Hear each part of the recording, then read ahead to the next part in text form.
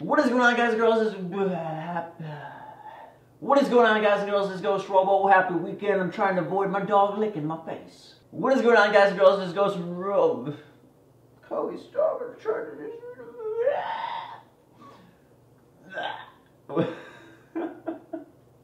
What is going on, guys and girls? It is GhostRobo. Happy weekend. Welcome to Saturday's Super Show. This is my dog, Kobe. She's been trying to lick my face for the last 30 minutes, and finally, she is calm. We're going to start it off with some questions. The first is from Ghost211, who says, "Hi, Ghost. What was the first game that made you interested in video games?" When I was about 4 years old, really young, my uncle, who was a good 10 years older than me, he had his NES, and he was like really into video games and got me and my dad both into playing the NES. So I'd play pro wrestling, I'd play Duck Hunt, I'd play Super Mario Bros. Those are the main ones I remember. I played a game called, what is it called? Heavy Metal. I really liked that one. It's totally random, but I really liked it. I think the first game that really got me personally into games, like, ooh, this is something I want to do forever, was probably The Little Mermaid for NES. I vividly remember beating that game at my grandparents' house. So much fun. I was so super proud of myself that I beat an entire game, because back in those days you couldn't save, so you had to like sit down and get your mom to let you play for a few hours. And there's just a whole slew of NES games like that. Felix the Cat, the Kids like McDonald's Brothers game,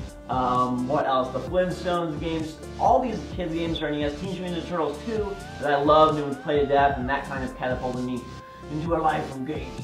The next question comes from John Harley, and he says, "What is your gamer score?" My gamer score is 55,857, and I don't know if that's high or low or in between or what, but I can tell you that it's lost a lot of luster. When Xbox 360 first came out, and in the first couple of years that I had the system, I was so big on achievements. I wanted to get all of them. I wanted to rise my gamer score up to match like games journalists who had like 100,000 points and all this stuff, and I would purposely, play the games on 360 over PS3 just to build my gamer score and go after things like feathers in Assassin's Creed 2 and all these silly little collectibles to try to boost that. But I feel like as the generation has gone on and as there's been so many games and people's gamer scores rise through the roof, it loses some of its appeal. Like once there's too many of something, it no longer is valuable. And if there's a million trillion points to be had, having 55,000 or 70,000 doesn't matter as much. Also, once I started YouTube and have been playing a lot of games, and especially when I started YouTube, I didn't have time to go and spend 40 hours in every game trying to 1,000 on the 1,000th, so I kind of just play them for what they are and then move on, which is cool in its own right. There was a time though when I categorized all my games. I had lists of how long I played every game, spreadsheets of how many gamer score I earned from each game, and tried to make it this like goal-driven thing, like I'm gonna get 20,000 this year, I'm gonna get 30,000 this year, and I was real serious about it. But those days are long past, probably for the better. The last question is from Beeks MUFC, and he says, "Ghost, is there any game you look back on and wish you had played or maybe played more of it?" And this is kind of a question that hits home for me.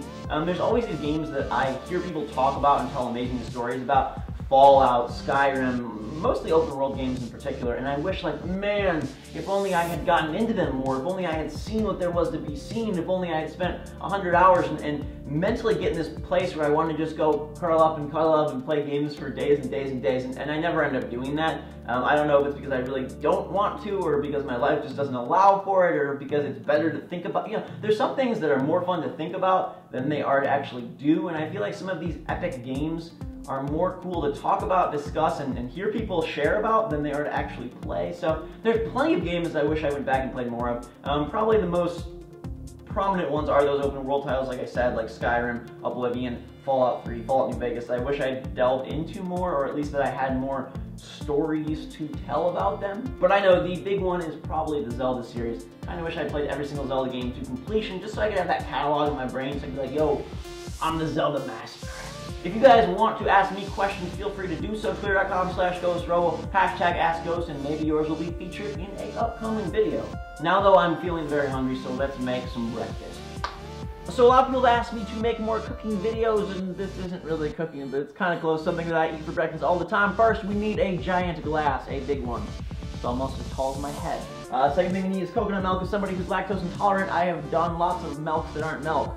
Rice milk, almond milk, coconut milk, but for smoothies, protein drinks, stuff like that, coconut milk seems to be the least impacting on the flavor. So we're going to kindly pour just enough in here. About 8 ounces is what I usually do. There's a nice line in the middle of this cup that separates it from 8 to 16, so bam, there we go, coconut milk in there. Second thing that you want to do is take a banana. This one's kind of falling apart, but it don't matter. It's gonna get blended up and mushed around anyway, so if it's a little bit mushy, who cares? When I was really little, I was like afraid of mushy bananas, and anytime it had like brown spots, I was like, nope, but now I don't even care. So I'm gonna kindly break this banana and drop it in, boom. Although bananas leave a lot of yucky residue on your fingers. Most important part of this entire thing though is this protein stuff. It's freaking delicious. So most protein powders are really gross. Somehow the ones that I get all taste delicious. It's pretty expensive unfortunately, but it's called Tara's Whey. It's whey protein, this one's chocolate. And I'm going to mix 2 scoops of each in here, if we can get it to where I want, and I'm holding the glass with my legs and knees because I don't have 6 arms. Alright, so 2 scoops of chocolate, and now the real kicker is the 2 scoops of coffee.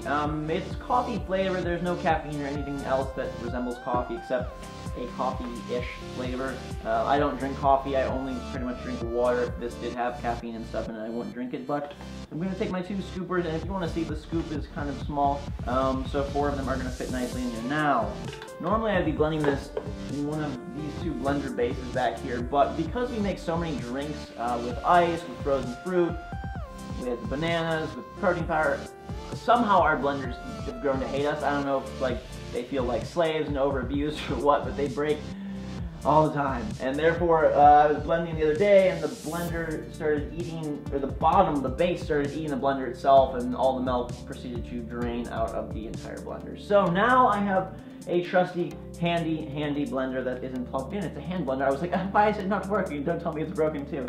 I wonder if this would make a good weapon. I feel like if you could break off the plastic guard, you could use this as sort of a Dead Island melee face destroyer. But anyways, stick blender in cup and blend. It's pretty loud, so you probably can't hear me at all, but we'll make this. And bam, we are done. The blender thing is now covered in goo, and I don't really have a good place to put it, so I'm gonna just set it on the banana peel, and it's probably gonna make a big mess. Ah! There we go. All right, now I have my drink. What I really like about this is it's very like light and fluffy feeling in your mouth, so it's not like a heavy protein drink. It's not something that is gonna like weigh you down or slow you down, so it's great for me in the mornings before I go work out, before I go play basketball, before I go record my videos. Bam!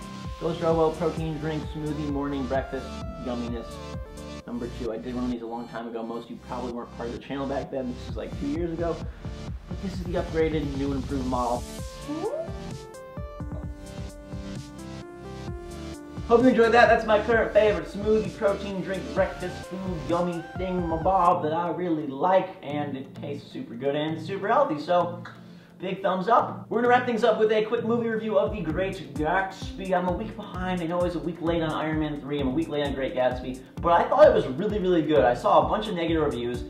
They commented on 2 main points, it seemed like. People did not like the artistic style, the cinematic style of the movie, which I really loved. I thought it was very captivating, I think would be a good word. You know, it's a very colorful movie. The soundtrack fits beautifully. Normally I'm not one to get into the soundtrack of a movie, but I absolutely adored the soundtrack in The Great Gatsby, and I thought that visually it was very cool. Like, I thought it was they took a kind of a basic storyline, a movie that could have been quite boring and dull from a visual standpoint, and really just made it sparkle and shine, which I really enjoyed. The other main complaint that people had was that the actors did a terrible job. Tobey Maguire, Leonardo DiCaprio, and Carey Mulligan stunk, but I didn't notice that at all. I don't know if I'm just a sucker for modern Leonardo DiCaprio movies, or if I just really thought they did a good job, or maybe people are just cynical. There's kind of this thing, I think, in movie reviews where people want to hate on things just to have something to complain about. If something's new or try something different, like merging modern music with a very old-timey story classic, they don't like it, and sometimes I feel like they don't like it on purpose. But for me, I really enjoyed the movie, one of my favorites of the year, and it's a good thought-provoking film as well, which I always like. Fun plus intriguing, it's a good combo. The Great Gatsby definitely held my interest the whole way through, and I can fully recommend it to just about everybody. 4 out of 5. 4 out of 5. That is gonna officially do it, guys and girls. Thanks so much for watching. Hit that like button if you enjoyed. Until next time, guys and girls, have a fantastic weekend. Drink some hot chocolate. We will see you all later.